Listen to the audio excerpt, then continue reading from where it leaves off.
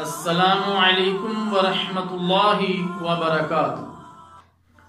الحمد للہ رب العالمین والصلاة والسلام علی اشرف الانبیاء والمرسلین نبینا محمد وعلی آلہ واصحابہ اجمعین۔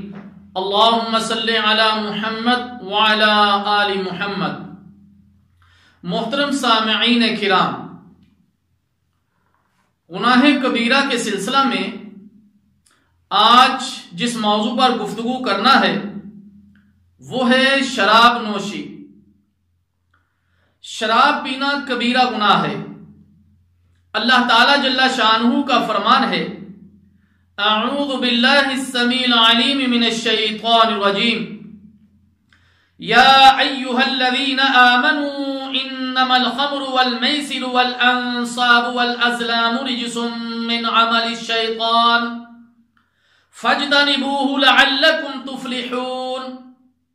انما يريد الشيطان ان يوقع بينكم العداوة والبغضاء في الخمر والميسر ويصدكم عن ذكر الله وعن الصلاة فهل انتم منتهون۔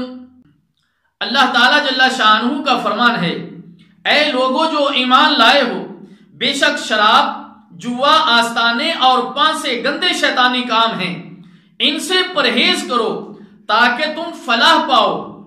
شیطان چاہتا ہے کہ تمہارے درمیان شراب اور جوئے کے ذریعے عداوت اور دشمنی ڈال دے، اللہ تعالیٰ کی یاد سے روکے، نماز سے روکے۔ پھر کیا تم ان چیزوں سے باز آتے ہو؟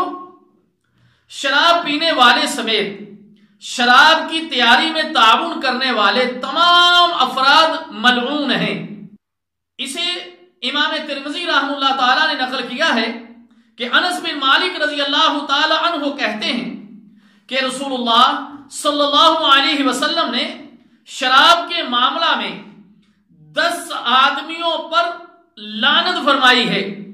نمبر 1 کشید کرنے والا، نمبر 2 کشید کروانے والا، نمبر 3 پینے والا، نمبر 4 اٹھانے والا، نمبر 5 جس کے لیے اٹھائی جائے، نمبر 6 پلانے والا، نمبر 7 بیچنے والا، اور نمبر 8 اس کی قیمت کھانے والے پر، نمبر 9 خریدنے والے پر، اور نمبر 10 جس کے لیے خریدی جائے۔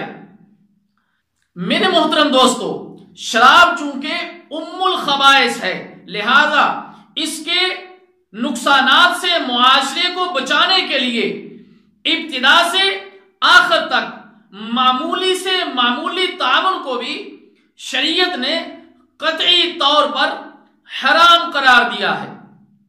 شراب کی فروخت سے حاصل ہونے والی کمائی حرام ہے۔ ابی ہریرہ رضی اللہ تعالی عنہ کہتے ہیں، قال رسول اللہ صلی اللہ علیہ وسلم، ان اللہ حرم الخمر وثمنها وحرم المیتۃ وثمنها وحرم الخنزیر وثمنه۔ اسے امام داؤد رحمہ اللہ تعالی نے نقل کیا ہے، فرمایا کہ رسول اللہ صلی اللہ علیہ وسلم نے فرمایا، بے شک اللہ تعالی نے شراب اور اس کی قیمت حرام قرار دے دی ہے، مردار اور اس کی قیمت حرام قرار دے دی ہے، خنزیر اور اس کی قیمت بھی حرام قرار دے دی ہے۔ میرے محترم دوستو، یہ بات ذہن میں رہے کہ حرام کمائی کا اللہ کے ہاں نہ صدقہ قبول ہے اور نہ ہی عبادت قبول ہے۔ اسی طرح جس دسترخوان پر شراب ہو اس پر بیٹھنا منع ہے۔ اللہ کے رسول صلی اللہ علیہ وسلم نے ارشاد فرمایا، من کان یؤمن باللہ والیوم الآخر فلا یقعد علی مائدۃ یدار علیہا الخمر۔ اسے امام احمد رحمہ اللہ تعالی نے روایت کیا ہے۔ عبداللہ بن عمر رضی اللہ تعالی عنہ کہتے ہیں، رسول اللہ صلی اللہ علیہ وسلم نے فرمایا، جو شخص اللہ اور قیامت کے دن پر ایمان رکھتا ہے وہ ایسے دسترخوان پر نہ بیٹھے جس پر شراب رکھی گئی ہو۔ اسی طرح میرے محترم دوستو، چھوٹے بچوں کو شراب پلانے کی سزا ان کے پلانے والوں پر ہوگی، چاہے وہ ان کے والدین ہوں، چاہے ان کے رشتہ دار ہوں، چاہے وہ ان کے جاننے والے ہوں۔ ابن عباس رضی اللہ تعالیٰ عنہ اس حدیث کے راوی ہیں، وہ فرماتے اللہ کے رسول صلی اللہ علیہ وسلم نے فرمایا جو شخص کسی چھوٹے بچے کو شراب پلائے جسے حلال و حرام کی تمیز نہ ہو تو اللہ پر حق ہے کہ اس کے پلانے والے کو قیامت کے روز طینۃ الخبائل پلائے۔ اسے امام ابو داؤد رحمہ اللہ تعالیٰ نے نقل کیا ہے۔ طینۃ الخبائل یہ کیا ہے؟ اہل جہنم کے جسموں سے نکلنے والی پیپ کا نام ہے۔ تو ایسے شخص کو پلائی جائے گی جو چھوٹے معصوم بچوں کو شراب پلاتا ہے۔ اسی طرح میرے محترم دوستو، شراب ہر برائی کی جڑ ہے۔ حضرت ابو دردہ رضی اللہ تعالیٰ عنہ روایت کرتے ہیں کہ مجھے میرے دوست یعنی محمد الرسول اللہ صلی اللہ علیہ وسلم نے ارشاد فرمایا شراب نہ پینا یہ ہر برائی کی چابی ہے۔ اسے ابن ماجہ رحمہ اللہ تعالیٰ نے نقل کیا ہے۔ شراب کے باقی مسائل کو آئندہ آنے والے دروس میں ذکر کیا جائے گا۔